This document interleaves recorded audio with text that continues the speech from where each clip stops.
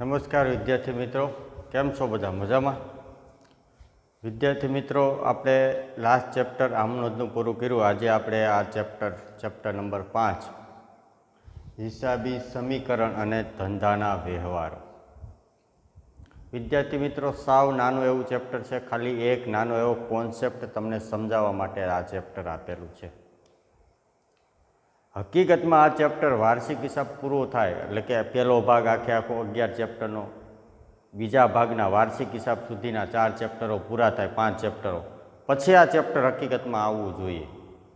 પણ તમને આ પહેલા ભાગમાં 5મું ચેપ્ટર આપ્યું છે એટલે મારે તમને થોડીક વાર્ષિક હિસાબ સુધીની માહિતી તમને સમજાવવી પડશે. નકર હકીકતમાં આ ચેપ્ટર ભાગ 1 આખો પૂરો થાય અને ભાગ 2ના 5 ચેપ્ટરો વાર્ષિક હિસાબ પૂરું થાય પછી આપેલું હોય તો તમને સમજવામાં વધારે સરળતા રહે.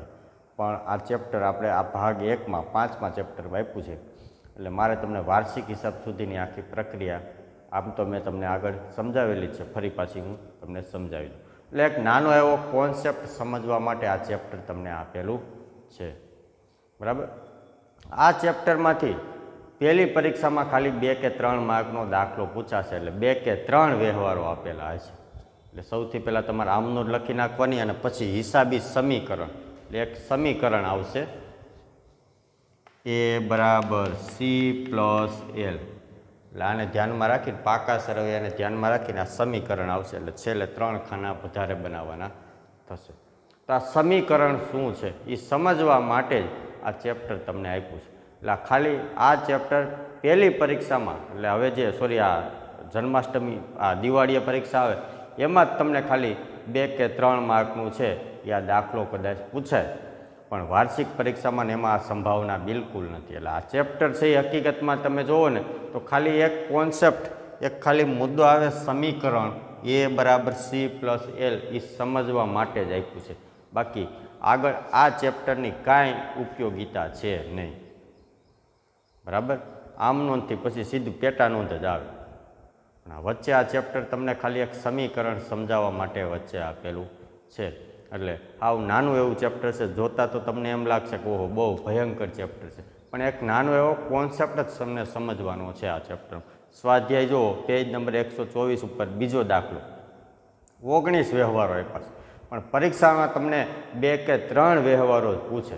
એટલે આમનોંધ સુધી તમને આવડે છે અને છેલ્લે 3 ખાના વધારે બનાવવાના હોય. ખાનામાં આ સમીકરણની અસર ક્યાં થાય ધંધાકીય વ્યવહારો ઉપર એ તમને સમજાવવા માટે જ આ ચેપ્ટર આપેલું છે. એટલે આ ચેપ્ટરની ઉપયોગિતા આગળ કાંઈ છે નહીં. એટલે આ ચેપ્ટર ન આવડે કે આવડે એનાથી આગળના ચેપ્ટરો ઉપર કાંઈ ફેર પડતો નથી. બાકી આમનોંધ નહીં તો આવડવું જ જોઈએ. આમનોંધ, એના પછી પેટાનોંધ, એ તો બધી મહત્ત્વના ચેપ્ટરો છે, બરાબર. એટલે આ ચેપ્ટરની આગળ કાંઈ મહત્ત્વતા છે નહીં. ચાલો હવે આ ચેપ્ટરની હું તમને માહિતી આપી દઉં બધી. આવું નાનું એવું વિદ્યાર્થી મિત્રો ચેપ્ટર છે કે હિસાબી સમીકરણ અને ધંધાના વ્યવહારો. એટલે આ ચેપ્ટરમાં એક સમીકરણ આવશે A બરાબર C પ્લસ L.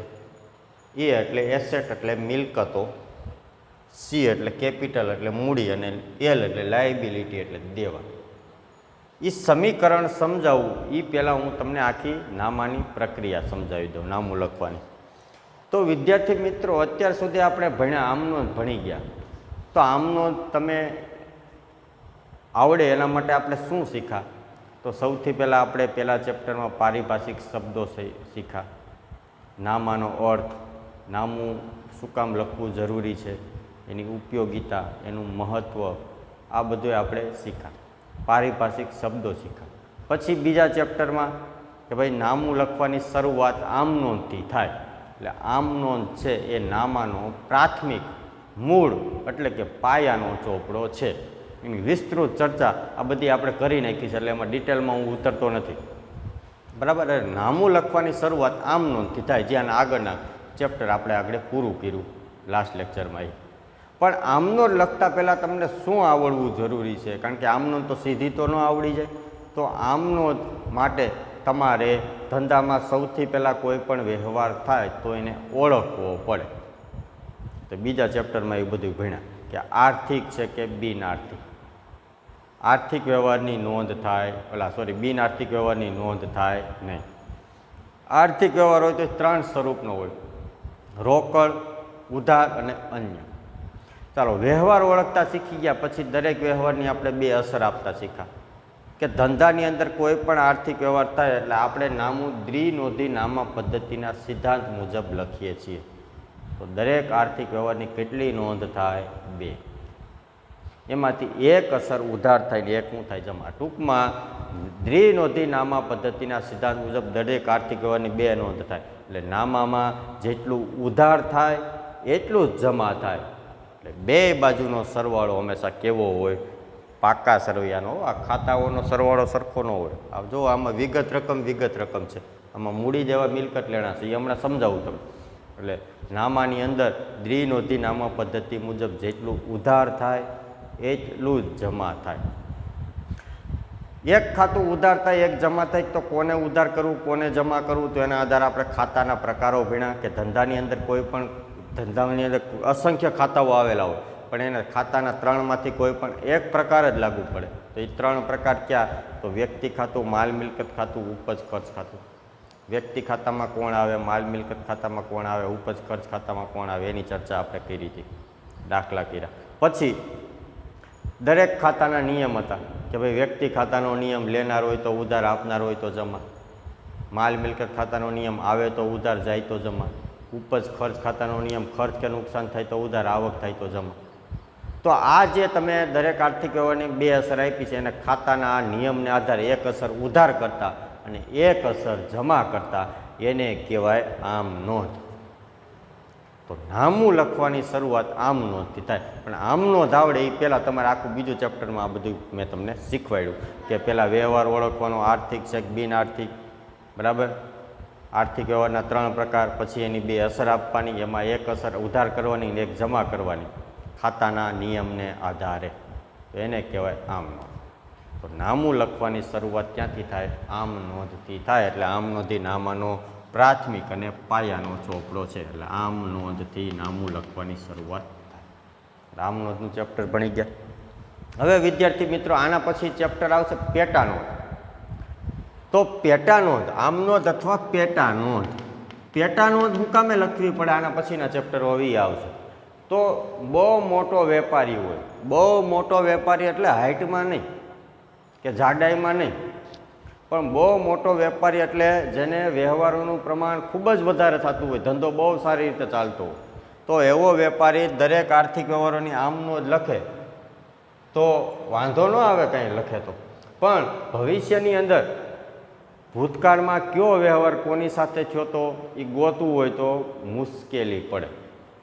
તમને દાખલા કે ચોપડામાં એક ચેપ્ટર કરાવું તો ગોતવામાં સરળતા પડે, પણ એના જ ચોપડામાં મેં તમને 50 ચેપ્ટરો કરાવ્યા તો માહિતી ગોતવામાં મુશ્કેલી પડે ને, બરાબર.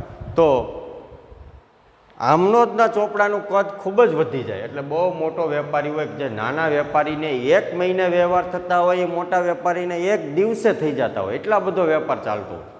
તો એ આમનોંધનો ચોપડોનું કદ ખૂબ જ વધી જાય કારણ કે વ્યવહારોનું પ્રમાણ ખૂબ જ વધી ગયું. તો ભૂતકાળની અંદર ભવિષ્યની અંદર કંઈક માહિતી જોતી હોય તો ગોતવામાં મુશ્કેલી પડે.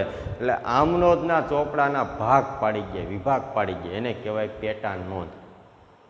તો એવી 9 પ્રકારની પેટા નોંધ આવશે, એની ચર્ચા આપણે પેટા નોંધના ચેપ્ટરમાં કરીશું. એટલે કોઈ પણ આર્થિક વ્યવહારની સૌથી પહેલાં આમ નોંધ કે પેટા નોંધ લખાય એટલે વિભાગ પાડી દીધા હોય તો માહિતી ગોતવામાં મુશ્કેલી પડે નહીં. દાખલા કે આપણે 11માં 60ની સંખ્યા હોય તો એક જ ક્લાસ કર્યો હોય, પણ માની લો 200ની સંખ્યા છે તો 4 ક્લાસ કરવા પડે ને, બરાબર. તો A B C D એવી રીતે ક્લાસ પાડવા પડે એટલે વહીવટી સરળતા રહે.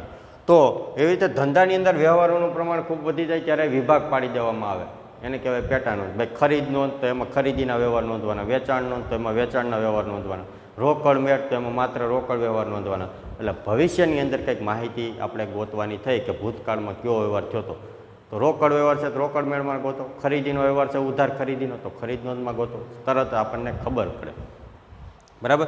એટલે આમ નોંધ કે પેટા નોંધ લખાય. હવે આમ નોંધ, આના પછી આપણે પેટા નોંધનું ચેપ્ટર આવશે. એટલે કોઈ પણ આર્થિક વ્યવહાર થાય એટલે સૌથી પહેલાં એની શું લખાય? આમ નોંધ અથવા પેટા નોંધ.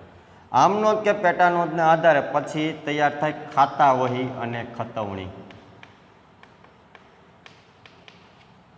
આમનો જ લખાઈ ગયા પછી વિદ્યાર્થી મિત્રો ખાતા વહી અને ખતવણી આ ભાગમાં ચેપ્ટર આપેલું છે કે આમનોંધ કે પેટાનોંધમાં તમે જે વ્યવહાર લખ્યા છે ઉધાર જમા કર્યું છે એના આધારે ખાતા બનાવવાના. ખાતા કેવા બનાવવાના? તો અહીંયા રહ્યા આ બે ખાતા છે ને, એક ખાનું વધી જાય તારીખનું જો બનાવવું હોય તો, નકર તારીખનું ખાનું બનાવવું ફરજિયાત નથી.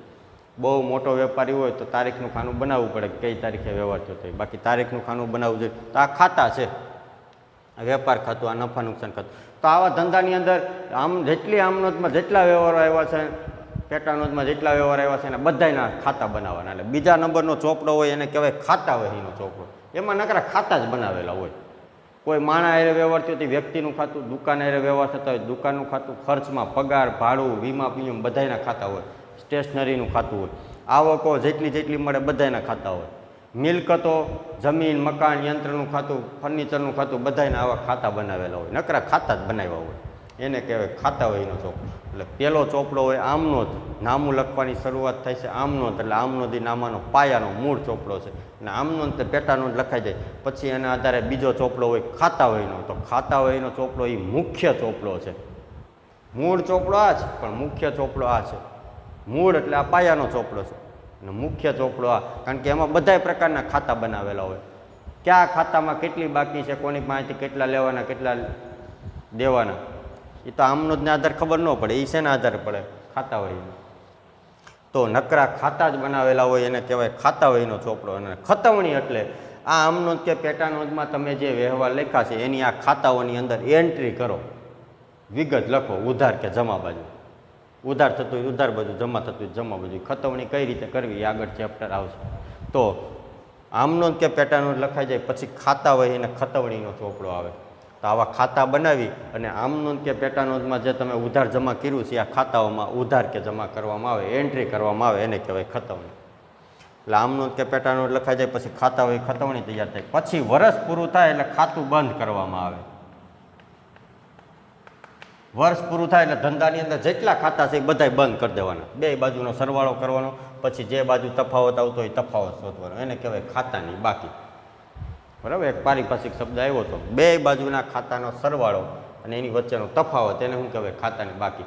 અને ખાતાની બાકીના આધારે એક પત્રક તૈયાર થાય. છેલ્લે જે બાકીઓ આવી હોય ને એના આધારે પત્રક તૈયાર થાય એને કહેવાય કાચું સરવૈયું. એ પણ એક આખું ચેપ્ટર આવશે પહેલા ભાગમાં. તો કાચું સરવૈયું આવી રીતનું હોય. આ પાકું સરવૈયું હોય ને એવી રીતે જ કાચું સરવૈયું હોય. બે પ્રકારના હોય, ખાતા સ્વરૂપે અને પત્રક સ્વરૂપે. એ જ્યારે ચેપ્ટર આવશે ત્યારે હું તમને કહે. તો કાચા સરવૈયામાં બે બાજુનો સરવાળો હંમેશા કેવો થાય? સરખો થાય. કારણ કે દ્વિનોંધીનામા પદ્ધતિના સિદ્ધાંત અનુસાર જેટલું ઉધાર થાય એટલું જમા થાય. એટલે ઉધાર બાકી અને જમા બાકીનો બેયનો, જો આમનોંધના આપણે ચેપ્ટર પૂરું કર્યું ને, આમનોંધના દરેક દાખલાના તમે દાખલો પૂરો થયો એટલે સરવાળા કર્યા છે. ઉધાર અને જમા બે બાજુના સરવાળા કેવા થયા? સરખા જ થયા. તફાવત આવે તો સમજવાનું ક્યાંક ભૂલ છે. એટલે દ્વિનોંધીનામા પદ્ધતિના સિદ્ધાંત અનુસાર જેટલું ઉધાર થાય એટલું જ જમા થાય. એટલે આ ખાતાઓ બંધ કરી અને ખાતાને બંધ કરીને છેલ્લે જે તફાવત આવ્યો હોય ખાતામાં એને કહેવાય બાકી. આગળ લઈ ગયા આખરની બાકી. અને એ બાકીના આધારે એક પત્રક તૈયાર, એક પત્રકમાં નોંધવામાં આવે આખરની બાકી, એને કહેવાય કાચું સરવૈયું. અને કાચા સરવૈયાની બે બાજુનો, ઉધાર બાજુનો અને જમા બાજુનો બે બાકીનો સરવાળો સરખો થાય તો જ આગળ ક્યાંય ભૂલ નથી થઈ આમનોંધ કે ખતવણીમાં, એવું માની લેવામાં આવે. તો ખાતા વહી અને ખતવણી એટલે ખાતા બંધ કરી ખાતાની બાકીના આધારે પત્રક તૈયાર કરવામાં આવે એને કહેવાય કાચું સરવૈયું. અને કાચા સરવૈયાની બે બાજુનો સરવાળો કેવો થાય? સરખો. અને કાચા સરવૈયા ઉપરથી વર્ષને અંતે નફો કે નુકસાન જાણવા માટે જે હિસાબો તૈયાર કરવામાં આવે એને કહેવાય વાર્ષિક હિસાબો. વિદ્યાર્થી મિત્રો, કેવા હિસાબો કહેવાય? વાર્ષિક હિસાબો. એટલે ભાગ 2માં આવશે એ ચેપ્ટર 5માં. તો વાર્ષિક હિસાબો, આ વાર્ષિક હિસાબોના તમને ત્રણ બાબતો આવે એ તમને દોરેલી છે. તો આખું નામું લખવાની પ્રક્રિયા વિદ્યાર્થી મિત્રો ખબર પડી. સૌથી પહેલાં આમનોંધ કે પેટાનોંધ લખાય, પછી એના આધારે ખાતા હોય ખતવણી થાય. ખાતા બંધ કરીને કાચા સરવૈયામાં આ બધા જે ખાતા બંધ કરીને બાકીઓ લખી છે, આખરની બાકીઓ આવી હોય તફાવત, એને કાચા સરવૈયામાં લખવામાં આવે. ને કાચા સરવૈયાની બે બાજુનો સરવાળો હંમેશા કેવો થાય? સરખો. અને કાચા સરવૈયાને આધારે વર્ષને અંતે નફો કે નુકસાન જાણવા માટે જે હિસાબો તૈયાર કરવામાં આવે એને કહેવાય વાર્ષિક હિસાબો. દર વર્ષને અંતે એટલે મોટે ભાગે આપણું ભારતની અંદર હિસાબી વર્ષ 1 એપ્રિલથી 31 માર્ચ સુધીનું એવી રીતે ચાલે છે. 1 જાન્યુઆરીથી 31 ડિસેમ્બર એવી રીતે નહીં, 1 એપ્રિલથી 31 માર્ચ આ વર્ષ આ 12 મહિનાનું આપણો હિસાબી સમયગાળા હોય છે. તો વાર્ષિક હિસાબ વર્ષને અંતે વર્ષની છેલ્લી તારીખે તૈયાર કરવામાં આવે 31 માર્ચ, કે વર્ષ દરમિયાન જેટલા વ્યવહારો થયા છે એના આધારે આ બધું તૈયાર કર્યા પછી કાચા સરવૈયાના આધારે વાર્ષિક હિસાબો તૈયાર કરવામાં આવે અને એના આધારે ધંધાની અંદર મિલકત અને દેવામાં શું ફેરફાર થયો, નફો અને ખોટ કેટલી થઈ, ટોટલ ખર્ચા અને આવક કેટલા થયા એ બધું જાણવામાં આવે છે. એટલે વર્ષને અંતે નફો કે નુકસાન જાણવા, આર્થિક પરિસ્થિતિ જાણવા, મિલકત અને દેવામાં થયેલ ફેરફાર જાણવા માટે જે હિસાબો તૈયાર કરવામાં આવે એને કહેવાય વાર્ષિક હિસાબો.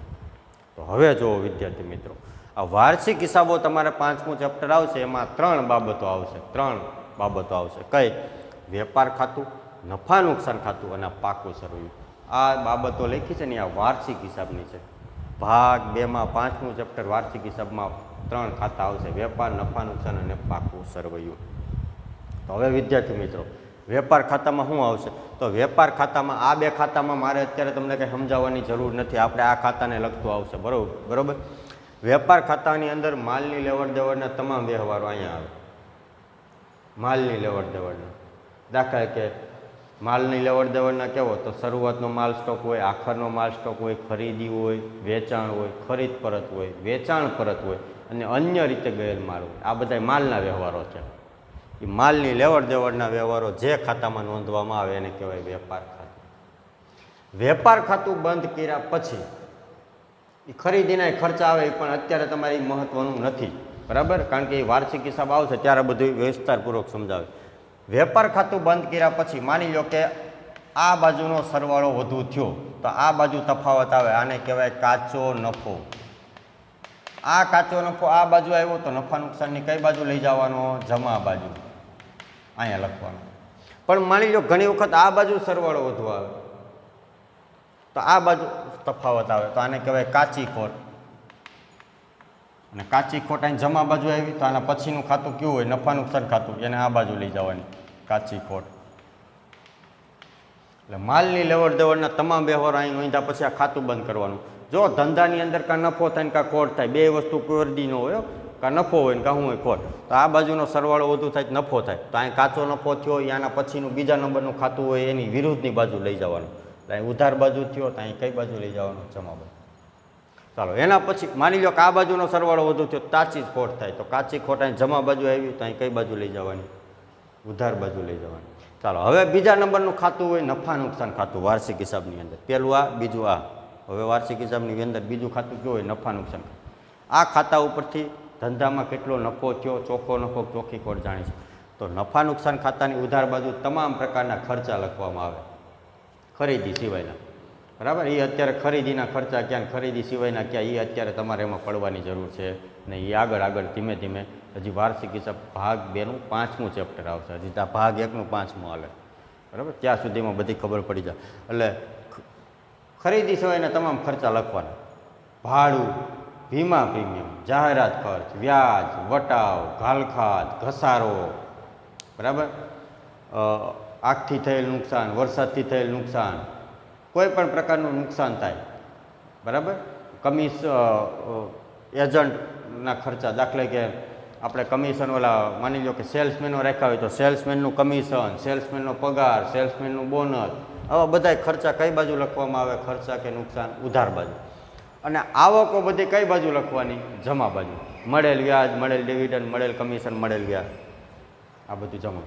પછી આ નફા નુકસાન ખાતું બંધ કરવામાં આવે. અને નફા નુકસાન ખાતું બંધ કરો એટલે માની લો કે આ બાજુનો સરવાળો વધુ થાય તો આ બાજુનો સરવાળો વધુ થાય તો આ બાજુ તફાવત આવે, આને કહેવાય ચોખ્ખો નફો.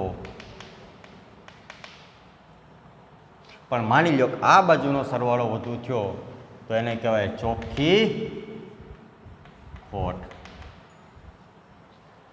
હવે માની લો કે ધંધામાં નફો થાય તો મૂડી વધે વિદ્યાર્થી મિત્રો કે મૂડી ઘટે? તમારા ધંધામાં નફો થયો તો મૂડી વધે કે ઘટે? વધે ને.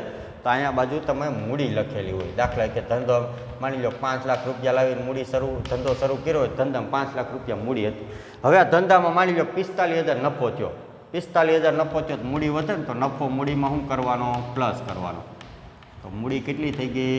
5,45,000 થઈ ગઈ. પણ માની લો કે આ બાજુનો સરવાળો વધુ છે ને ખોટ ગઈ, તો માની લો કે 45,000ની ખોટ જાય તો ખોટથી મૂડી શું થાય? ઘટે. તો અહીં મૂડીમાંથી શું કરવાનું? માઇનસ. તો કેટલા થાય? તો 4,55,000 થઈ જાય. બરાબર. તો આ બીજા નંબરનું ખાતું આવે નફા નુકસાન ખાતું. અને નફા નુકસાન ખાતામાં નફા નુકસાન ખાતાની અંદર ઉધાર બાજુ તમામ પ્રકારના ખર્ચા અને જમા બાજુ તમામ પ્રકારની આવકો નોંધવામાં આવે. અને નફા નુકસાન ખાતું બંધ કર્યા પછી આ બાજુ જો ચોખ્ખો નફો આવે તો મૂડીમાં ઉમેરવાનો, કારણ કે એનાથી મૂડી વધે. પણ ધંધામાં ખોટ થાય તો મૂડીમાંથી માઇનસ કરવાનું, મૂડી ઘટે.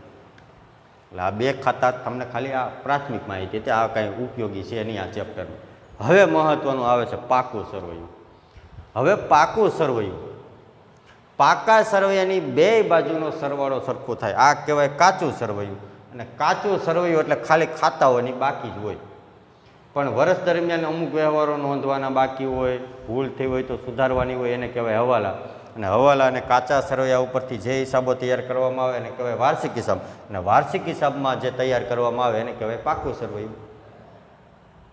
તો પાકા સરવૈયામાં વિદ્યાર્થી મિત્રો બે બાજુ હોય. આ બાજુને કહેવાય મૂડી દેવા, આ બાજુને કહેવાય મિલકત લેણા. જો આ ખાતા હતા, અહીંયા જો વિગત રકમ છે, વિગત રકમ. અને પાકું સરવૈયું જોતા તો તમને આમ ખાતા જેવું જ લાગે છે જો, પણ એ હકીકતમાં ખાતું નથી, પત્રક છે. શું કહેવાય? પત્રક છે. આમાં વિગત રકમ હતું, અહીં વિગત રકમ એવું નથી. પાકું સરવૈયું મૂડી અને દેવા, અને આ બાજુ શું કહેવાય? મિલકત. એટલે ધંધાની અંદર કોઈ પણ આર્થિક વ્યવહાર થાય છેલ્લે પાકા સરવૈયામાં તો એની અસર થાય ને થાય જ. કારણ કે તમે આમ નોંધ કે પેટા નોંધ લખો, એના આધારે ખાતા હોય ખતવણી કરો, પછી કાચા સરવૈયાના આધારે વાર્ષિક હિસાબ તૈયાર કરો, વાર્ષિક હિસાબને આધારે 3 ખાતા બનાવો, એટલે આનું પરિણામ આમાં ગયું, આનો ચોખ્ખો નફો ચોખ્ખી ખોટ આમાં ગયો. એટલે પાકા સરવૈયા ઉપર તો અસર થાય ને થાય જ. કારણ કે આનો ધંધામાં તમામ વ્યવહારો નોંધ્યા વેપાર ખાતાની અંદર, માલની લેવડ દેવાની. આ ખાતું બંધ કરી કાચો નફો કાચી ખોટ ક્યાં લઈ ગયા? અહીંયા. પછી આ ખાતામાં ખર્ચા અને આવકના વ્યવહાર નોંધ્યા, પછી આ ખાતું બંધ કરીને ચોખ્ખો નફો ચોખ્ખી ખોટ આવી ક્યાં લઈ ગયા? અહીંયા. નફો થાય તો મૂડીમાં પ્લસ, ખોટ થાય તો મૂડીમાં જ માઇનસ. એટલે ધંધાની અંદર કોઈ પણ આર્થિક વ્યવહાર થાય એટલે પાકા સરવૈયા ઉપર તો એની અસર થાય ને થાય જ. તો વિદ્યાર્થી મિત્રો, પાકું સરવૈયું આમ દેખાવે ખાતા જેવું છે, પણ છે એક પત્રક. એની બે બાજુ છે. આ બાજુને કહેવાય મૂડી દેવા અને આ બાજુને કહેવાય મિલકત. એટલે પાકા સરવૈયાની જે રીતે કાચા સરવૈયાની બે બાજુનો સરવાળો સરખો થાય, એવી રીતે પાકા સરવૈયાની પણ બે બાજુનો સરવાળો સરખો થાય ને થાય જ. કારણ કે દ્વિનોંધી નામા પદ્ધતિના સિદ્ધાંત અનુસાર જેટલું ઉધાર થાય એટલું જમા થાય. આપણે આમનોંધનું ચેપ્ટર પૂરું કર્યું, જો આમનોંધમાં ઉધાર અને જમાના સરવાળા સરખા થતા, બરાબર. એટલે પાકા સરવૈયાની બે બાજુનો સરવાળો સરખો થાય જ. જો આ ખાતા હતા, આનો સરવાળો બે બાજુ સરખો ન થાય હો. આ તો બાકીઓ નીકળે, તફાવત નીકળે જ ખાતામાં. આ તો ભાગ્ય કોઈ ખાતું એવું હોય સરભર થતું હોય, બાકી મોટાભાગના ખાતાઓમાં ખાતાઓની બાકી નીકળતી હોય, તફાવત નીકળે. પણ પાકા સરવૈયામાં કોઈ દી તફાવત ન નીકળે, બે બાજુનો સરવાળો સરખો થાય જ. કારણ કે કાચું સરવૈયું અને પાકું સરવૈયું બે પત્રક છે, ખાતું નથી, બરાબર. એટલે પાકા સરવૈયાની બે બાજુનો સરવાળો સરખો થાય તો જ હિસાબમાં ક્યાંય ભૂલ નથી થઈ એવું માની લેવામાં આવે. એટલે પાકા સરવૈયાની આ બાજુને કહેવાય મૂડી. મૂડીને અંગ્રેજીમાં કહેવાય કેપિટલ. શું કહેવાય? કેપિટલ. કેપિટલ એટલે મૂડી, એટલે આ સી. દેવાને કહેવાય લાયબિલિટી. લાયબિલિટી એટલે દેવું, એટલે કે એલ. આ સી, આ એલ. અને મિલકતોને કહેવાય એસેટ.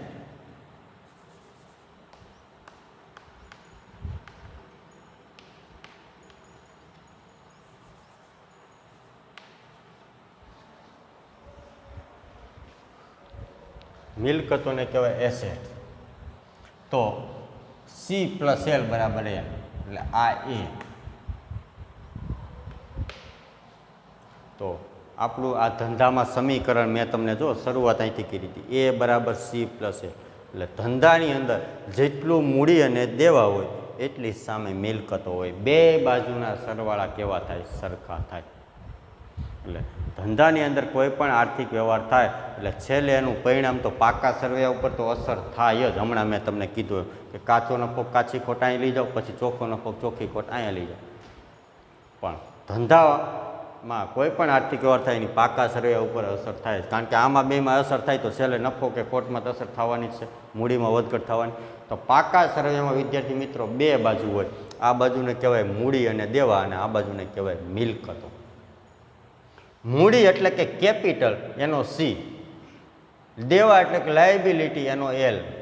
અને આ બાજુ મિલકતોને કહેવાય એસેટ્સ, એટલે એને એ. તો આપણું હિસાબી સમીકરણ છે. જો આ સમીકરણ આમ કર્યું છે, પહેલાં એ લીધો છે અને પછી સી પ્લસ, પણ બેનો મતલબ થાય એક. અહીંયા સમીકરણ શું થાય? સી પ્લસ એલ બરાબર એ. એટલે કે ધંધામાં મૂડી અને દેવા છે એટલી જ સામે મિલકતો હોય. આ સમીકરણ આમ ઊંધું રાખ્યું છે ટેક્સ્ટ બુકમાં, એ બરાબર સી પ્લસ એલ. એટલે ધંધામાં મિલકતો હોય એટલું જ બરાબર મૂડી અને દેવા, પણ બેનો મતલબ એક થાય. સી પ્લસ એલ બરાબર એ કયો કે એ બરાબર સી પ્લસ એલ કયો, બેનો મતલબ એક જ થાય. બરાબર. હવે જો આ પાકું સરવૈયું હોય આ રીતનું, આ બાજુને કહેવાય મૂડી દેવા, આ બાજુને કહેવાય મિલકત. મિલકતોની અંદર કેવી મિલકતો હોય? તો કાયમી મિલકતો હોય. કાયમી મિલકતો એટલે જમીન, મકાન, યંત્રો, પ્લાન્ટ, મશીનરી, પાઘડી, પેટર્ન, ટ્રેડમાર્ક, કોપીરાઇટ આવી કાયમી મિલકતો હોય. દેવાદારો હોય, રોકડ સિલક હોય, બેંક સિલક હોય, માલનો સ્ટોક હોય. મિલકતોમાં શું આવે? તો કાયમી મિલકતો, જેવી કે બધી મિલકતોના નામ નથી લખતો, જમીન, મકાન, યંત્ર, પ્લાન્ટ, મશીનરી. બરાબર. દેવાદાર એટલે કે આપણે જેની પાસેથી રૂપિયા માગીએ એને શું કહેવાય? દેવાદારો. દેવાદાર એટલે લેણું. આપણું શું કહેવાય? લેણું. આપણે જેની પાસેથી રૂપિયા માગીએ છીએ આપણી એક પ્રકારની મિલકત કહેવાય. આપણે કોઈકની પાસે હજી માગી છે એ આપણી ગમે કઈ મિલકત જ કહેવાય ને. બેંકમાં રૂપિયા મળ્યા હોય, મૂક્યા હોય તો ભલે અત્યારે આપણી પાસે રૂપિયા નથી, બેંકમાં છે, પણ એ તો આપણી મિલકત જ છે ને. તો દેવાદાર એટલે આપણે જેની પાસે રૂપિયા માગતા હોય એ આપણો દેવાદાર કહેવાય. તો દેવાદાર એક મિલકત કહેવાય. રોકડ સિલક એટલે આપણા ખિસ્સામાં કે ગલામાં ધંધામાં જે રૂપિયા પીડા હોય એને રોકડ સિલક કહેવાય, એક મિલકત કહેવાય. બેંક સિલક, બેંકમાં રૂપિયા પીડા હોય આપણા, તો એક પ્રકારની મિલકત કહેવાય. સ્ટોક, માલનો સ્ટોક એ પ્રકારની મિલકત કહેવાય. બરાબર. 2 લાખનો સ્ટોક દુકાનમાં પીડ્યો છે, વેચવાનો બાકી, પણ એક વેચાયની ત્યાં સુધીથી મિલકત જ છે. તો મિલકતો બાજુ આ બધી મિલકતો આવે. બીજું આવે આ બાજુ મૂડી દેવા. તો આ બાજુ મૂડી, ધંધાનો માલિક ધંધો શરૂ કર્યો ત્યારે જે મૂડી લાવ્યો હોય એ મૂડી અહીંયા હોય. બરાબર. આ ટીક કરું ત્યાં રકમો લખવાની હોય. અહીંયા 12ના કોલમમાં રકમ. બેંક સિલક માની લો 50,000 હોય તો 50,000 લખવાની, રકમમાં રકમ મૂડી હોય. પછી દેવામાં, તો દેવામાં શું હોય? તો દેવામાં લેણદારો આવે. એટલે આપણે જેને રૂપિયા ચૂકવવાના છીએ આપણો શું કહેવાય? લેણદાર કહેવાય. લેણદાર એટલે દેવું. પછી લોન આવે, બેંક ઓવરડ્રાફ્ટ આવે, આ બધું દેવું કહેવાય વિદ્યાર્થી મિત્રો. તો મૂડી અને દેવા બાજુ શું આવે? તો સૌથી પહેલાં માલિકે લાવી ધંધો શરૂ કર્યો હોય અને મૂડીમાં જે ફેરફાર થતો હોય એ મૂડી હોય. પછી દેવામાં, તો દેવામાં લેણદારો. એટલે દેવાદારો એટલે આપણે જેની પાસેથી રૂપિયા લેવાના છીએ આપણી મિલકત કહેવાય, મિલકત લેણાભાઈ. અને લેણદારો એટલે આપણે જેને રૂપિયા ચૂકવવાના છીએ એ આપણો લેણદાર કહેવાય. તો લેણદાર એટલે દેવું, તો એ દેવા બાજુ આવે. લોન, બેંકમાંથી લોન લીધી હોય, સહકારી મંડળીની લોન હોય, મિત્ર પાસેથી લોન હોય તો લોન આ બધી આ બાજુ આવે. બેંક ઓવરડ્રાફ્ટ આવે કે આપણા ધંધામાં બેંકમાં જેટલા રૂપિયા પીડાવે એનાથી વધારે રૂપિયા ઉપાડી તો હવે આપણો બેંકને રૂપિયા ચૂકવવાના થાય, એ ઓવરડ્રાફ્ટ આવે. તો આવા બધા દેવા છે એ આ બાજુ આવે. અને પછી બે બાજુનો સરવાળો છે એ કેવો થતો હોય? સરખો થતો હોય. તો વિદ્યાર્થી મિત્રો, ધંધાની અંદર જેટલું મૂડી અને દેવા હોય એટલું જ મિલકતો હોય. એટલે કે એ બરાબર સી પ્લસ એલ. અહીંયા જો સી પ્લસ એલ બરાબર એ થાય, પણ આપણે ટેક્સ્ટ બુકની અંદર એનું સમીકરણનું સૂત્ર આપ્યું છે એ બરાબર સી પ્લસ એલ. એટલે એ બરાબર સી પ્લસ એલ. મૂડી અને દેવા થાય એટલું જ મિલકતો થાય. અને આમાં આ સમીકરણની દ્રષ્ટિએ જો જેટલી મિલકતો થાય એટલા મૂડી અને દેવા થાય. બેયનો મતલબ એક જ થાય. આપણે આ મુજબ હાલવાનું, કારણ કે સમીકરણ આ છે કે ધંધાની અંદર જેટલી મિલકતો હોય એટલે કે જેટલી એસેટો હોય એટલું જ સામે મૂડી અને દેવા હોય. ને બે બાજુનો સરવાળો હંમેશા કેવો થાય? સરખો થાય. એટલે સમીકરણ હંમેશા જળવાઈ રહે. એટલે ધંધાની અંદર જેટલી મિલકતો હોય એટલા જ સામે મૂડી અને દેવા હોય. ને બે બાજુનો સરવાળો હંમેશા કેવો થતો હોય? સરખો થતો હોય. તો આ ઉદાહરણ દ્વારા હવે આપણે ટેક્સ્ટ બુકના દાખલા દ્વારા આપણે સમજવાનું, મારે તમને સમજાવવાનું છે કે કોઈ પણ આર્થિક વ્યવહાર થાય તો એનું આ પાકા સરવૈયામાં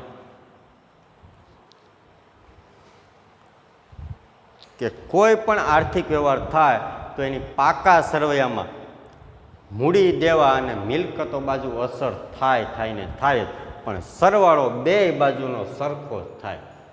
એટલે સમીકરણ A બરાબર C પ્લસ L જળવાઈ રહે. એટલે બે બાજુનો સરવાળો હંમેશા જળવાઈ રહે. એટલે ધંધામાં જેટલી મિલકતો થાય એટલે 61 એટલી જ સામે મૂડી અને દેવા થાય. આમાં સૂત્ર C પ્લસ L બરાબર A થાય, બરાબર. અને અહીં A બરાબર C પ્લસ, બેયનો મતલબ એક જ થાય, પણ આપણે ટેક્સ્ટ બુકમાં આ મુજબ આપ્યું છે A બરાબર C પ્લસ L. એટલે આ મુજબ આપણે હાલવાનું છે. તો હવે વિદ્યાર્થી મિત્રો, તમને આ બે બાજુનો સરવાળો પાકા સરવૈયામાં સરખો જ થાય. ધંધામાં કોઈ પણ આર્થિક વ્યવહાર થાય બે બાજુનો સરવાળો સરખો જ થાય. એટલે ધંધામાં જેટલી મિલકત હોય એટલું જ સામે મૂડી અને દેવા હોય. કેપિટલ અને લાયબિલિટી. મૂડી એટલે કેપિટલ, એલ એટલે લાયબિલિટી, અને મિલકત એટલે એસેટ. C પ્લસ L બરાબર A. એટલે અહીંયા A બરાબર C પ્લસ L, બેયનો મતલબ એક જ. તો ધંધામાં કોઈ પણ આર્થિક વ્યવહાર થાય તો સમીકરણ એટલે ધંધામાં જેટલી મિલકતો હોય એટલું જ સામે મૂડી અને દેવા હોય. અને પાકા સરવૈયાની બે બાજુનો સરવાળો હંમેશા સરખો જ થાય. બસ આ બાબત તમને સમજાવવાની હતી ને એ મેં તમને સમજાવ્યું. અને હવે આમનો દ્વારા, વ્યવહારો દ્વારા, પ્રેક્ટિકલ રીતે તમને મારે સમજાવવાનું છે કે હકીકતમાં સરવાળો કઈ રીતે સરખો થાય. તો એના માટે આપણે દાખલો ગણવાનો છે પેજ નંબર 124 ઉપર. અને 19 વ્યવહારો આપ્યા છે એટલે દાખલો લાંબો છે, પણ પરીક્ષાની અંદર વિદ્યાર્થી મિત્રો આ જ પરીક્ષામાં ખાલી 2 કે 3 માર્કનું પૂછશે. બાકી વાર્ષિક પરીક્ષામાં કેમાં આ ચેપ્ટર ઉપયોગી છે નહીં. અને આ ચેપ્ટર આવડે કે ન આવડે એના આધારે બીજા ચેપ્ટર ઉપર એની અસર થાય એવું નથી. આ ચેપ્ટર કદાચ ન આવડે તો બીજા ચેપ્ટર ન આવડે એવું છે નહીં. આ ચેપ્ટર આવડે તો બીજા ચેપ્ટરમાં સરળતા રહે એવું છે નહીં. આ ચેપ્ટરને બીજા ચેપ્ટરને કાંઈ લાગે વળગે નહીં. આ તો તમારી જાણ માટે, તમારી સમજૂતી માટે આપ્યું છે કે ધંધાની અંદર કોઈ પણ આર્થિક વ્યવહાર થાય તો બે બાજુનું સમીકરણ એટલે મિલકતો બરાબર મૂડી અને દેવા હંમેશા સરખા જ રહે. એ સમજાવવા માટે જ તમને આ ચેપ્ટર આપ્યું છે, બરાબર. તો આ પરીક્ષામાં દિવાળી એક્ઝામ આવે એમાં 2 કે 3 માર્કનું હશે, બાકી વાર્ષિક પરીક્ષામાં એમાં આ ચેપ્ટર હશે નહીં, બરાબર. અને ભવિષ્યમાં ક્યાંય આ ચેપ્ટર ઉપયોગી થાય નહીં, પણ આ તો સમજૂતી માટે. હવે આ આર્થિક વ્યવહારો આપણે હકીકતમાં કોઈ પણ વ્યવહારોની આમનો લખી અને એની પ્રેક્ટિકલ રીતે આની ઉપર કઈ રીતે અસર થાય એ રકમો દ્વારા આપણે સમજવાનું છે. તો એના માટે આપણે દાખલો ગણવાનો. પેજ નંબર 124 દાખલા નંબર 2. પેજ નંબર 124 દાખલા નંબર 2. તો મેં તમને PDF તો મોકલી જ દીધી છે, એ ચોપડો તમારી સામે રાખજો. તમારે ખાલી હું સમજાવતો જાઉં, એ તમારે આમનો ત્યાં જોતી જવાની, બરાબર. તો પેજ નંબર 124 દાખલા નંબર 2. હું અહીં પહેલાં આમનું ચોખ્ઠું બનાવું, વિડીયો સ્ટોપ કરી નાખું, કારણ કે વિડીયો બહુ લાંબો બનશે નકર. એટલે હું ખાના બનાવી તો એમાં પાછી 4-5 મિનિટ થાય, તો ત્યાં સુધી તો મૂંગા ખાના બનાવવાનો તો એટલો વિડીયો મોટો બને. એટલે હું થોડીક વાર વિડીયો સ્ટોપ કરી અને ખાના બનાવી નાખું છું.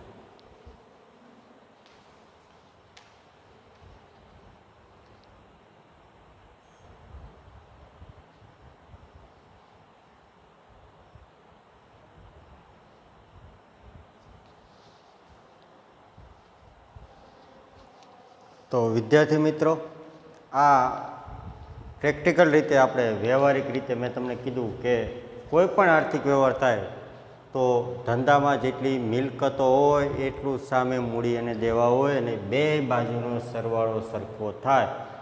એટલે સમીકરણ આપણને આ જે ચેપ્ટરમાં આપ્યું છે કે A બરાબર C પ્લસ L, એટલે ધંધામાં જેટલી મિલકતો હોય બરાબર એટલું જ દેવું જ હોય, દેવું પણ એટલું હોય, મૂડી અને દેવા સામે મૂડી અને દેવા પણ એટલા જ હોય.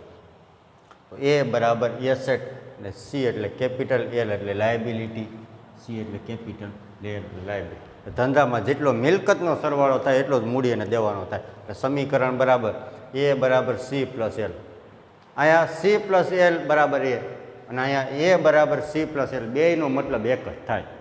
ધંધામાં જેટલી મિલકત થાય એટલો સામે મૂડી અને દેવા થાય. પણ આપણે સમીકરણ અહીંયા દાખલામાં એ બરાબર સી પ્લસ એલ આપ્યું છે કે હકીકતમાં સી પ્લસ એલ બરાબર એ થવું જોઈએ, કારણ કે પહેલાં મૂડી અને દેવા આવે પછી ઓલી બાજુ મિલકત, પણ બેયનો મતલબ એક જ થાય.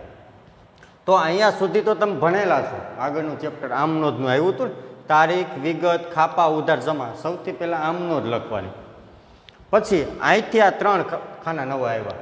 આ છે એ મિલકતોનું ખાનું છે એટલે કે આ, અને આ છે એ મૂડી અને દેવા એટલે કે આ બાજુનું ખાનું છે.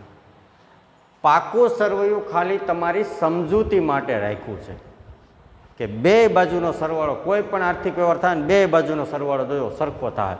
એટલે ધંધામાં જેટલી મિલકત હોય છે એટલું જ સામે મૂડી અને દેવા થાય. એટલે આ બેયનો આનો સરવાળો અને આનો, એટલે કે આ બે બાજુનો સરવાળો હંમેશા સરખો જ થાય. હું તમને વ્યવહારિક રીતે વ્યવહાર કરાવીને હું તમને પ્રેક્ટિકલ રીતે સમજાવી દઉં. એટલે પાકું સરવૈયું છે એ ખાલી તમારી સમજૂતી માટે છે, એ તમારે બનાવવાનું ન હોય. આ તો ખાલી સામે રાખ્યું છે કે બે બાજુનો સરવાળો જોવો, તમને હું બતાવતો જઈશ, સરખો જ થાય. એટલે અહીંયા સુધી આમનોંધ તો તમે ભણેલા જ છો. તારીખ, વિગત, ખાપા, ઉધાર, જમા, બરાબર. આ અને ધંધામાં જેટલી મિલકત, એટલે આ સમીકરણ આ 3 ખાના નવા આવ્યા. ધંધામાં જેટલી મિલકત થાય એટલા જ મૂડી અને દેવા થશે. સમીકરણ હંમેશા જળવાઈ રહે, બરાબર. આ ચેપ્ટરની વિદ્યાર્થી મિત્રો કોઈ થિયરી નથી. આ મેં તમને જે સમજાવ્યું ને એ જ થિયરી, અને ખાલી સમજવા માટે જ છે. બાકી આમાંથી કોઈ થિયરી નહીં પૂછે. થિયરીનો પ્રશ્ન પૂછે તો એ જો ઉપર વિકલ્પો આપ્યા છે, એ થિયરી પૂછે 1 માર્કમાં, બરાબર.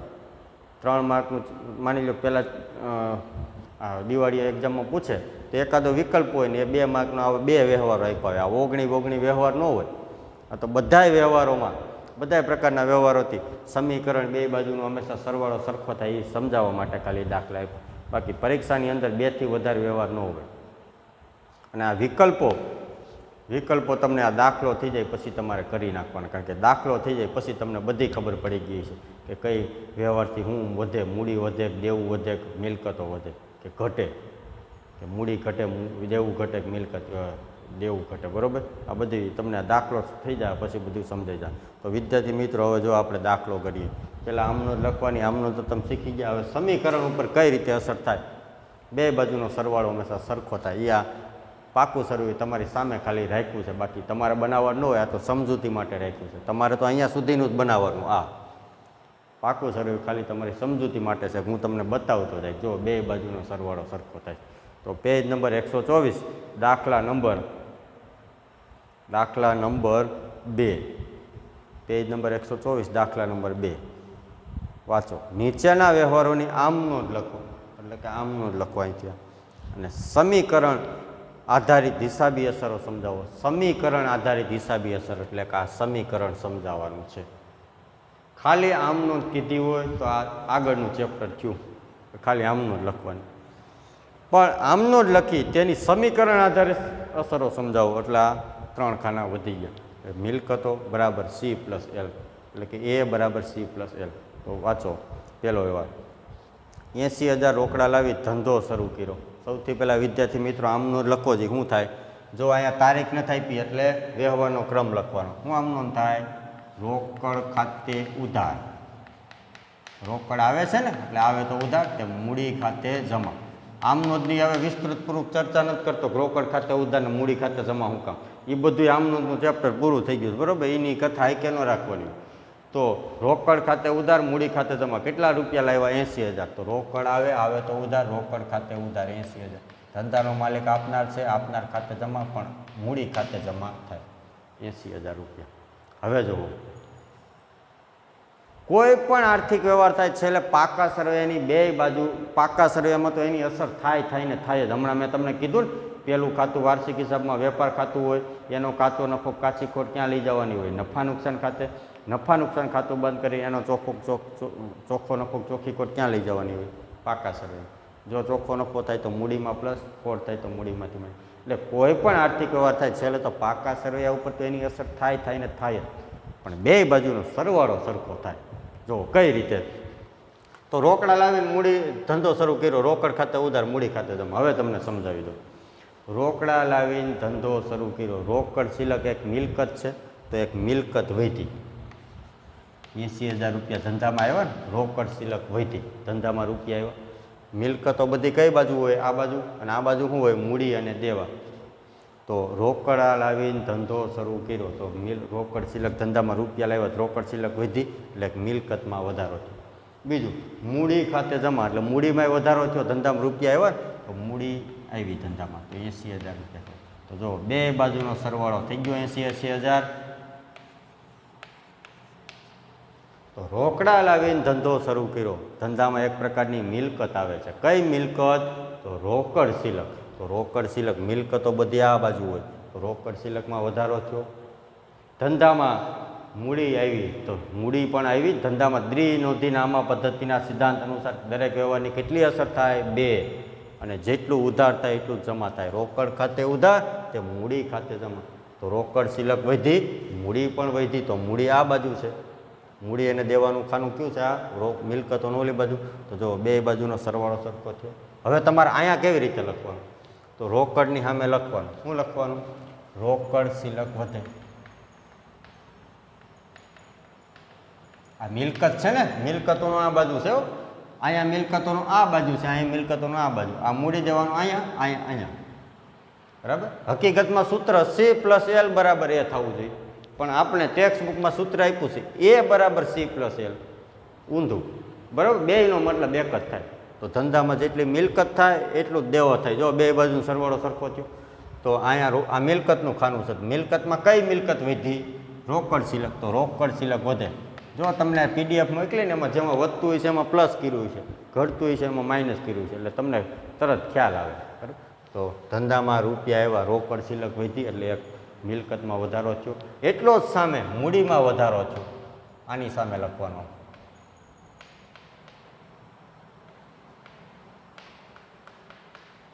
તો બે બાજુનો સરવાળો જો સરખો થયો કે નહીં? આ બેયનો સરવાળો અને આ એકલાનો સરવાળો હંમેશા સરખો જ હોય. માની લો ઘણી વખત આ બાજુ 40,000 ને આ બાજુ 40,000, બેયથી 80,000 થાય, એટલા જ આ એકલાને 80,000 થાય. બરાબર.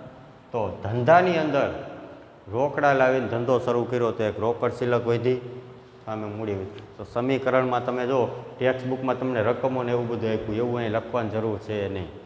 તમારી સમજૂતી માટે છે ખાલી. બરાબર. રકમો આપણે લખવાની નથી. રોકડ સિલક વધે, મિલકતમાં વધારો થયો, રોકડ સિલક વધે, એટલો સામે મૂડી અને મૂડીમાં વધારો થયો. તો સમીકરણ જળવાઈ રહે. A બરાબર C+. એટલે ધંધામાં જેટલી મિલકતો હોય એટલો જ સામે મૂડી અને દેવાનો સરવાળો થયો. બરાબર. ખ્યાલ આવ્યો? આ રીતે. બીજો 20,000 બેંકમાં ભરી ખાતું ખોલાવ્યું. ચાલો 20,000 રૂપિયા બેંકમાં ભરી ખાતું ખોલાવો તો આમનું શું થાય? બેંકમાં રૂપિયા ભરો એટલે બેંક ખાતે ઉધાર તે રોકડ ખાતે જમા. બેંકમાં રૂપિયા ભરો, બેંક લેનાર થાય, અને રોકડ જાય તો જમા. બેંક ખાતે ઉધાર. કેટલા રૂપિયા બેંકમાં ભર્યા? તો 20,000 રૂપિયા બેંકમાં ભર્યા. કેટલા? 20,000 રૂપિયા. અને રોકડ ખાતે જમા કેટલા? 20,000 રૂપિયા.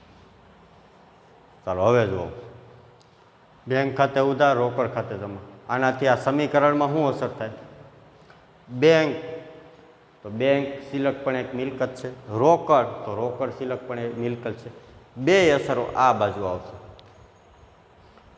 બે અસરો આ બાજુ આવશે. હવે વિદ્યાર્થી મિત્રો તમને બીજું એક મહત્વની બાબત એ કહી દો કે બે બાજુના સરવાળા સરખા થાય. જો મિલકતમાં વધારો થતો હોય તો મૂડી અને દેવામાં પણ વધારો થાય.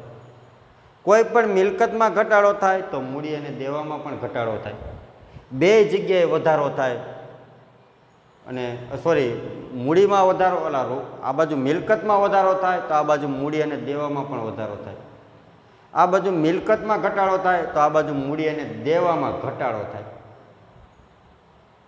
એક બાજુ વધારો થાય ને એક બાજુ ઘટાડો થાય એવું કોઈ દી બને નહીં. એવું ક્યારે બને? જો બે અસરો એક જ બાજુ આવતી હોય ને તો આ વ્યવહારમાં જો બે અસરો આ બાજુ જ આવે. બેંક સિલકે અહીંયા છે ને રોકડ સિલકે અહીંયા નહીં. બે અસરો એક જ બાજુ આવતી હોય ત્યારે એક મિલકતમાં હંમેશા ઘટાડો થાય અને એક મિલકતમાં હંમેશા વધારો થાય. બે મિલકતમાં વધારો થાય એવું કોઈ દી બને નહીં. પહેલાં હું તમને સમજાવી દઉં.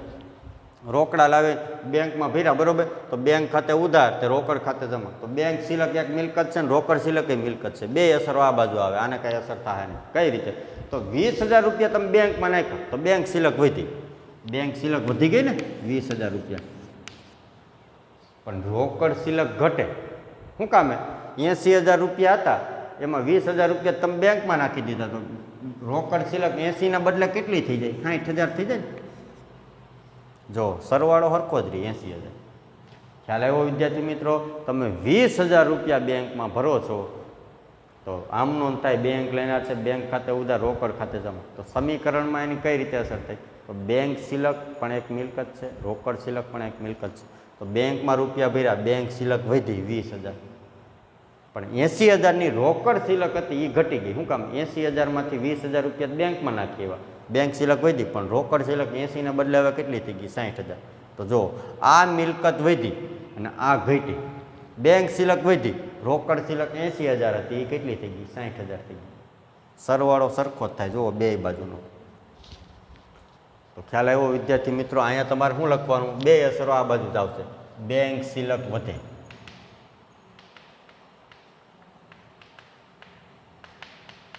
અને રોકડ સિલક ઘટે.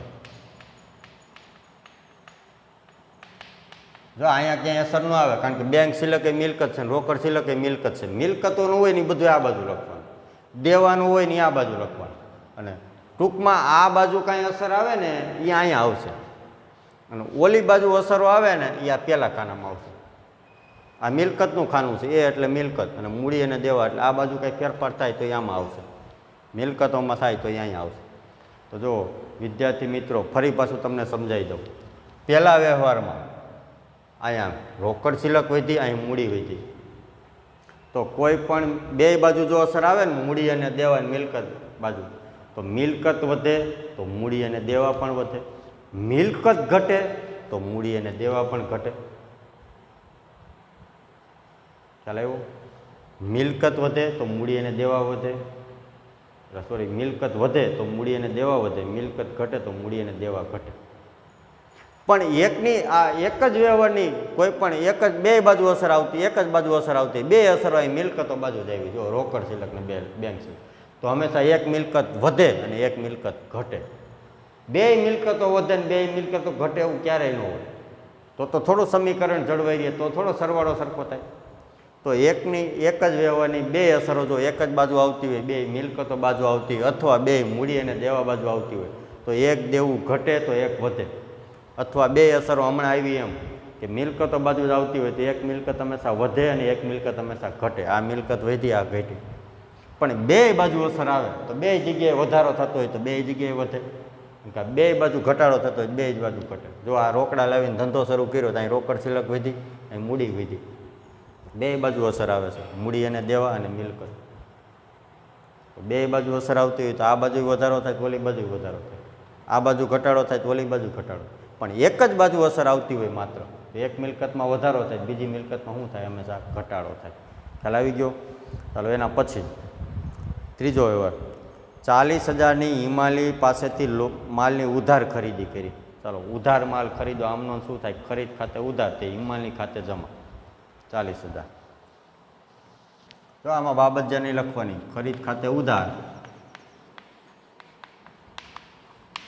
આ સમીકરણનો દાખલો હોય ત્યારે બાબત નહીં લખવાની. તે હિમાલી ખાતે જમા, તે હિમાલી ખાતે જમા. કેટલા રૂપિયા? 40,000 રૂપિયા. હવે જુઓ વિદ્યાર્થી મિત્રો, માલની ખરીદી કરો તો ધંધામાં માલ આવે, સ્ટોક વધે. સ્ટોક એક પ્રકારની મિલકત છે, તો સ્ટોકમાં વધારો થયો. કેટલો? 40,000.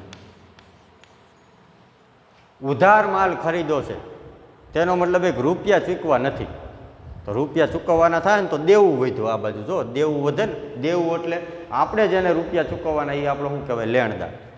દેવું વધે. કેટલું? 40,000.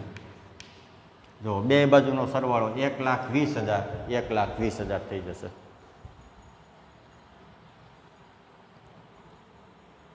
$1,20,000 અને આ બાજુ પણ કરો 1,20,000. 60 ને 20 80, 80 ને 40, 1,20,000, 80 ને 40, 1,20,000 થઈ ગયો.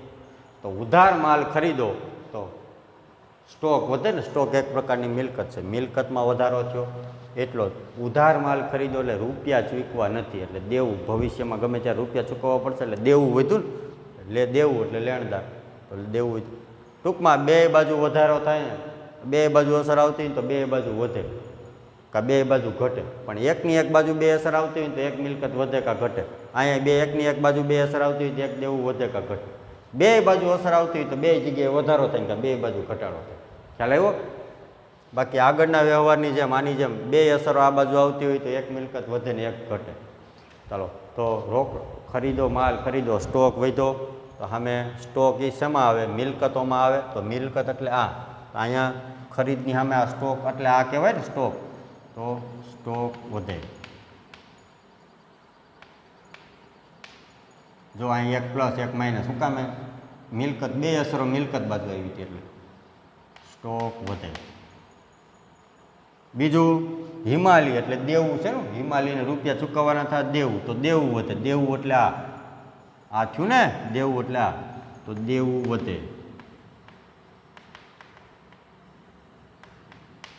દેવું એટલે આ બાજુ આવે ને મૂડી અને દેવા, એ આ બેમાંથી એકમાં વધારો થાય. અને આ એકલું ને આ બે ખાના. તો જો ધંધામાં માલ ખરીદો, મિલકત વધી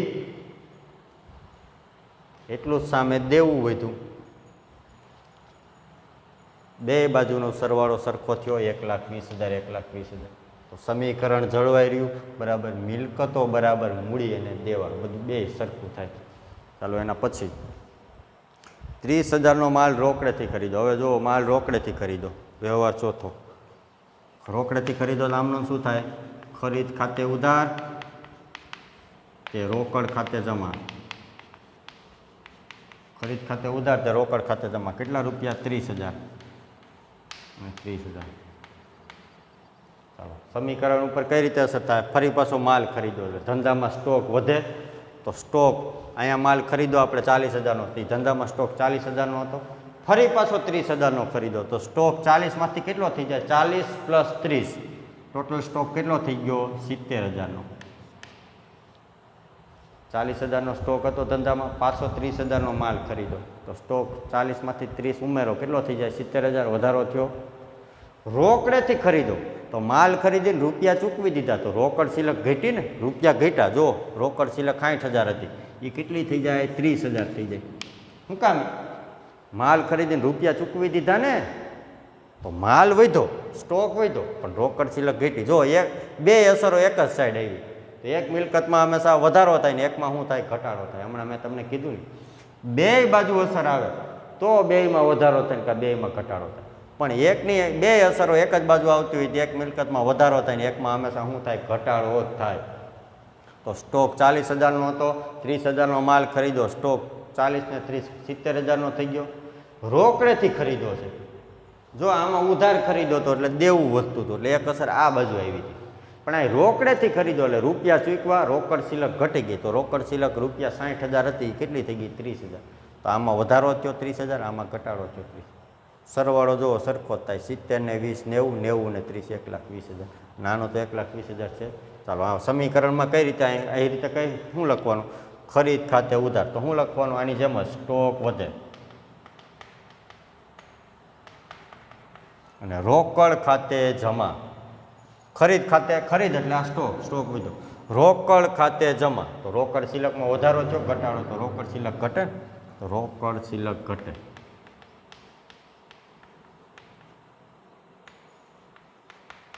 જો એકની એક અસર બે બાજુ આવતી હોય તો એક વધારો થાય ને એક મિલકતમાં ઘટાડો થાય, એક મિલકતમાં વધારો એક મિલકતમાં ઘટાડો. પણ એક અસર આ બાજુ ને એક અસર આ બેમાંથી એકમાં આવતી હોય તો બે જગ્યાએ વધારો થાય. જો અહીંયા વધારો, અહીંયા વધારો, અહીંયા વધારો, અહીંયા વધારો. પણ એકની એક આમનું બે એક જ બાજુ અસર આવે તો એક મિલકતમાં વધારો થાય, એકમાં હંમેશા ઘટાડો થાય. ચાલો એના પછી વ્યવહાર નંબર 5 વાંચો.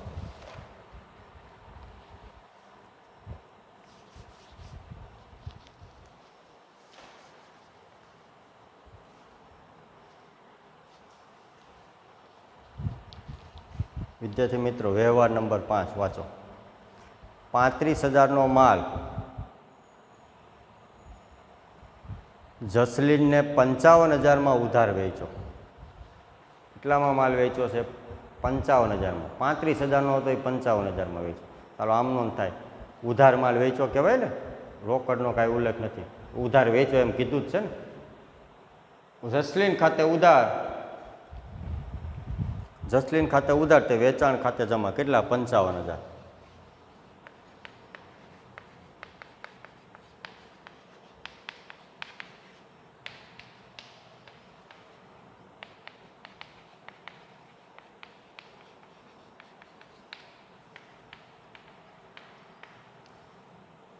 ચાલો હવે ઉધાર માલ વેચો છે. માલ વેચવાથી સ્ટોક ઘટે કે વધે? હવે ઘટે ને. આ જો ખરીદો તો સ્ટોક વધ્યો, આ વેચી નાખ્યો તો સ્ટોક ઘટે ને, તો સ્ટોક ઘટ્યો. કેટલાનો માલ વેચ્યો? હવે જોઈજો, માલ તો 35,000નો જ છે, 55,000માં વેચ્યો છે. કેટલાનો માલ છે જો, તો માલ તો કેટલાનો છે? 55,000. સોરી 35,000નો માલ છે, વેચો કેટલામાં? 55,000. તો આપણો સ્ટોક તો 35,000 જ ઓછો થયો ને, તો આમાંથી 35,000 માઇનસ થાય. તો 70,000માંથી માઇનસ કરવાના 35,000, તો વધે કેટલા? 35,000. કેટલામાં વેચો? તો વેચો ભાઈ 55,000માં. તો 55,000માં તમે માલ 55,000માં જ વેચો છે ને, તો 55,000માં માલ વેચો તો લેણું વધે ને, કારણ કે રૂપિયા મળ્યા નથી. તો લેણું એટલે દેવાદાર, લેણું એટલે દેવાદાર. કેટલા? 55,000. અને જો 35,000નો માલ 55,000માં વેચો તો 20,000 નફો થયો, એનાથી મૂડી વધે તો મૂડીમાં વધારો થાય. મૂડીમાં 20,000નો વધારો થાય. કેટલો? 1 લાખ થઈ જાય. હવે બે બાજુ સરવાળો કરો, 1,40,000, 1,40,000 થશે. 1,40,000 ને 1,40,000 થશે. કરો સરવાળો. 55 ને 30 85, 85 ને 95, 95 ને સોરી 50 ને 50, 1,05,000, 1,05,000 ને 35,000, 1,40,000 થઈ ગયો સરવાળો. બે બાજુનો સરવાળો 1,40,000. ફરીથી સમજાવી દો વિદ્યાર્થી મિત્રો. આ 35,000નો માલ 35,000માં નથી વેચ્યો, 35,000નો માલ 55,000માં વેચ્યો છે. તો જો 35,000નો માલ 55,000માં વેચે ને, તો જસલીન ખાતે ઉધાર, વેચાણ ખાતે જમા કર્યું. તેનો મતલબ એ કે ઉધાર વેચો એટલે રૂપિયા મળ્યા નથી. તો 55,000માં વેચો તો 55,000 રૂપિયા આપણે લેવાના થાય ને, હજી મળ્યા નથી. એટલે લેણું પહેલાં હતું જ નહીં કાંઈ, હવે થયું કેટલાનું? 55,000 થયું. પછી માલ કેટલાનો વેચો? 35,000નો જ વેચો છો. એ તો 55,000માં વેચો છે આપણે, 35,000નો જ છે. માલ કેટલાનો છે? 35,000નો. વેચો 55,000. તો સ્ટોક તો 35,000નો જ ઘટે. તેનો મતલબ એક 70,000નો સ્ટોક હતો, એમાંથી 35,000નો વેચી નાખ્યો. તો 70માંથી 35 માઇનસ કરો તો હવે સ્ટોક કેટલો રહ્યો? 35,000. ચાલો સ્ટોક ઘટી ગયો. વેચો કેટલામાં માલ? 35,000નો. 55,000માં. ઉધાર વેચો તો લેવાના કેટલા થયા? 55,000. તો 55,000 લેણું વધ્યું. 35,000નો માલ 55,000માં વેચો તો 20,000 નફો થયો ને. તો નફો થાય તો મૂડી વધે. તો મૂડી 80,000 હતી, એ કેટલી થઈ જાય? 20,000 નફો થયો તો 1 લાખ થઈ જાય. બે બાજુનો સરવાળો કરો, 1,40,000. ચાલો સમીકરણ ઉપર કઈ રીતની અસર થશે? તો જસલીન ખાતે ઉધાર, જસલીન ખાતે ઉધાર એટલે અહીં શું થશે? લેણું વધે. લેણું વધ્યું ને, જસલીન એટલે દેવાદાર, મિલકત કહેવાય. મિલકત વધે, દેવું વધે. ચાલો વેચાણ ખાતે જમા, સ્ટોક ઘટે. વેચાણ એટલે સ્ટોક, સ્ટોક ઘટે. કેટલાનો ઘટે? તો 35,000નો જ ઘટે હો. લેણું વધ્યું જો 55,000, સ્ટોક ઘટ્યો 35,000. હજી 15,000નો 20,000નો તફાવત આવ્યો તો એના શું થયું? મૂડીમાં વધારો થયો ને. અહીં લખવાનું મૂડી વધે. અહીંનો પ્લસ કર્યા આપણે, મૂડી વધે. કેટલી? 20,000 રૂપિયા. ખ્યાલ આવ્યો વિદ્યાર્થી મિત્રો? જસલીન ખાતે ઉધાર, લેણું વધ્યું 55,000, સ્ટોક ઘટ્યો 35,000, અને અહીંયા હજી એક 20,000નો તફાવત આવે, એનાથી મૂડી વધી. કેટલી? 20,000ની મૂડી વધે અહીંયા. ચાલો તો આ પાંચમો વ્યવહાર હતો, લેણું વધે સ્ટોક ઘટે, સ્ટોક ઘટ્યો અને મૂડી વધી. ચાલો છઠ્ઠો વ્યવહાર છે 10,000નો માલ 18,000માં રોકડેથી વેચો. હવે આમાં એવું છે, હવે વેચે છે, સોરી આ ઓલો આગળનો વેચો જ તો ને, હવે આ રોકડેથી વેચો છે, પણ આની જેમ જ થયું ને. જો રોકડેથી વેચે આમનો શું થાય, રોકડ ખાતે ઉધાર. કેટલામાં વેચો 18,000, તો 18,000 જ છે ને ભાઈ. કેટલામાં વેચો આ 18,000, રોકડ ખાતે ઉધાર, તે વેચાણ ખાતે જમા.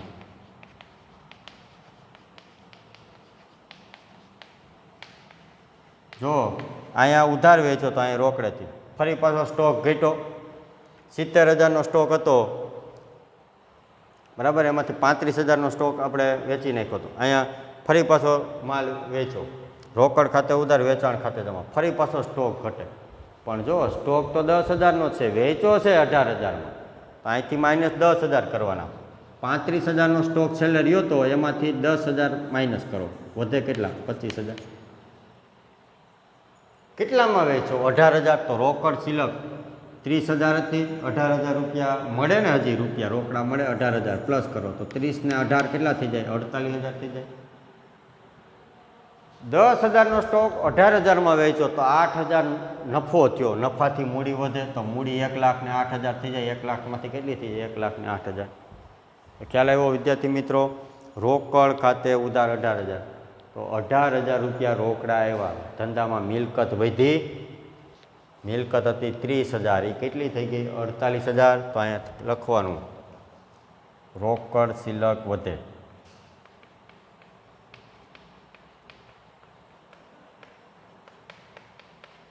ચાલો રોકડ સિલક 30,000 હતી, કેટલી થઈ ગઈ 48,000, રોકડ સિલક વધે. સ્ટોક ઘટે, કેટલાનો સ્ટોક વેચો 10,000નો, જો એ તો વેચો છે 18,000માં, સ્ટોક તો 10,000નો હતો, તો સ્ટોક 35,000 હતો, 10,000નો વેચી નાખ્યો, કેટલો થઈ ગયો 25,000. તો અહીં લખવાનું વેચાણ એટલે સ્ટોક ઘટે.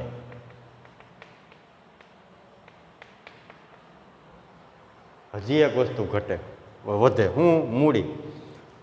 10,000નો માલ 18,000માં વેચ્યો, 8,000 નફો થયો, તો મૂડી વધે ને, 1,00,000ની મૂડી હતી, નફાથી મૂડી વધે. મૂડી કેટલી થઈ ગઈ 1,08,000. તો અહીંયા લખવાનું મૂડી વધે. તો રોકડ સિલક કેટલી વધે 18,000, સ્ટોક કેટલો ઘટે 10,000, મૂડી કેટલી વધે 8,000. તો આ છઠ્ઠો વ્યવહાર હતો. તો હવે વિદ્યાર્થી મિત્રો આના પછીના વ્યવહાર છે 7મા વ્યવહારથી, આનું આ જ એમને રાખું છું, વિડીયો ખાલી બદલાવી નાખું છું, બરાબર. તો આના પછીના વ્યવહારો છે એ આના પછીના આપણે નેક્સ્ટ લેક્ચરમાં અભ્યાસ કરીશું. ધન્યવાદ.